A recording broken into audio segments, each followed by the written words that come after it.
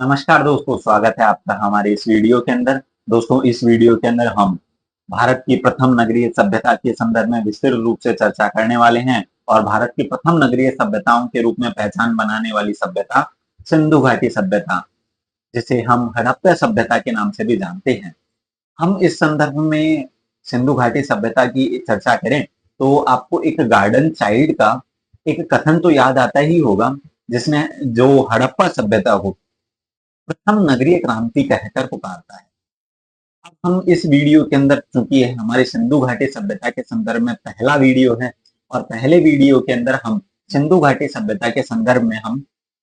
पहले डिस्कवरी अर्थात खोज पर विस्तृत रूप से चर्चा करेंगे। सिंधु घाटी सभ्यता की खोज की बात करें तो सिंधु घाटी सभ्यता में खोज का सिलसिला 1826 से ही प्रारंभ हो जाता है। 1826 में चार्ल्स मेसन के द्वारा एक कंपनी के अधिकारी के रूप में यहाँ पर यात्रा की गई और वहां पर प्रमुख अवशेषों को देखकर,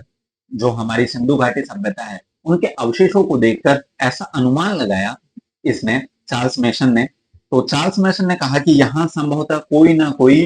राजमहल होगा, अर्थात तो कोई जो बड़ा मतलब ईंटों का बहुत सारा प्रक्रम को देखकर इसने ऐसा कहा कि हो सकता है संभवतः यहाँ कोई राजमहल हो। और इसी लेख को इसने अपने एक लेख में प्रकाशित करवा दिया और उस लेख का नाम था narrative of journeys. Narrative of journeys के अंदर सिंधु घाटी के प्रारंभिक अनुमान लगाए जा सकते हैं, लेकिन यहाँ राजमहल के रूप में इसकी ज्यादा व्याख्या मिलती है। फिर इसके बाद चलते हैं हम, हालांकि देखिए नैरेटिव ऑफ जर्नीज ये जो लेख है ना, ये 1842 के अंदर प्रकाशित होता है दोस्तों। फिर 1831 के अंदर हम जब बात करें अलेक्जेंडर बर्न्स की, तो ये पंजाब के महाराजा रणजीत सिंह के साथ मिलने मिलने जा रहे थे, अर्थात तो मिलने जाते समय इन्होंने अनुमान लगाया कि हो सकता है कि यहाँ कोई ना कोई एक प्राचीन किला हो। इसके बाद में ये सिलसिला चलता रहा। इसके बाद आ जाता है 1856 का युग। 1856 ईस्वी के अंदर जेम्स बर्टन और विलियम बर्टन्स ने लाहौर और कराची की जो रेलवे लाइन है उसका विस्तार करते समय यहाँ के आसपास के एरिया की जब खुदाई की तो यहाँ पर उन्हें ईंटों के प्रारंभिक साक्ष्य मिले और ईंटों के जैसे ही प्रारंभिक साक्ष्य मिले तो इन्हें आभास हो गया कि यहाँ कहीं ना कहीं हो सकता है कि कोई प्राचीन सभ्यता हो। अब इसी समय ये सिलसिला फिर ठंडे बैग में चला गया और फिर इसके बाद ईस्ट इंडिया कंपनी और ईस्ट इंडिया कंपनी के एक सैनिक अभियंता जिसे हम अलेक्जेंडर कनिंघम के नाम से जानते हैं, वो 1853 और 1856 ईस्वी के अंदर हड़प्पा के आसपास जो टीला है उसकी यात्रा करता है और इसी के बाद इसने संकेत दिए कि यहाँ कोई ना कोई ही सभ्यता दबी होने का प्रमाण हो सकता है।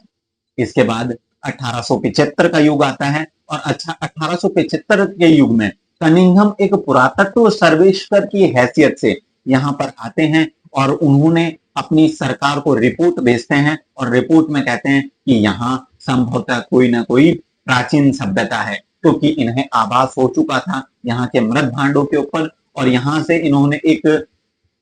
वृषभ की अंकित प्रतिमा भी प्राप्त की, जिसे हम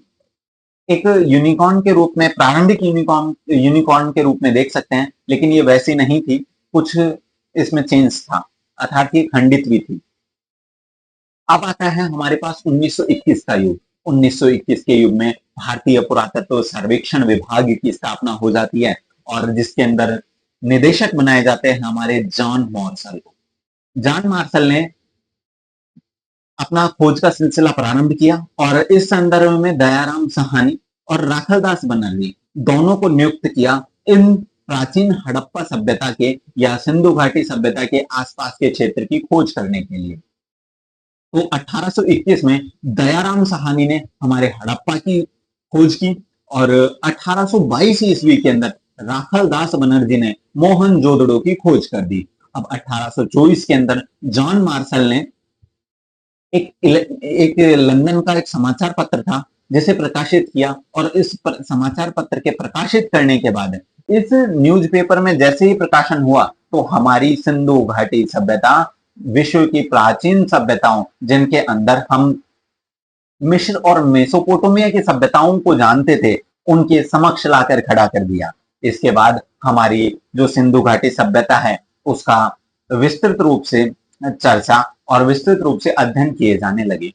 इसके बाद हम अब सिंधु घाटी के नामांकन के संदर्भ में विस्तृत रूप से चर्चा करेंगे और इस वीडियो को हम अगले वीडियो या अगले सेगमेंट के रूप में पढ़ेंगे, जहां पर हम सिंधु घाटी सभ्यता के नामांकन और सिंधु घाटी सभ्यता के संदर्भ में जो जो पुस्तकें लिखी गई है हम उनका भी विस्तृत रूप से अध्ययन करने वाले हैं। तो धन्यवाद दोस्तों, इस वीडियो में इतना ही।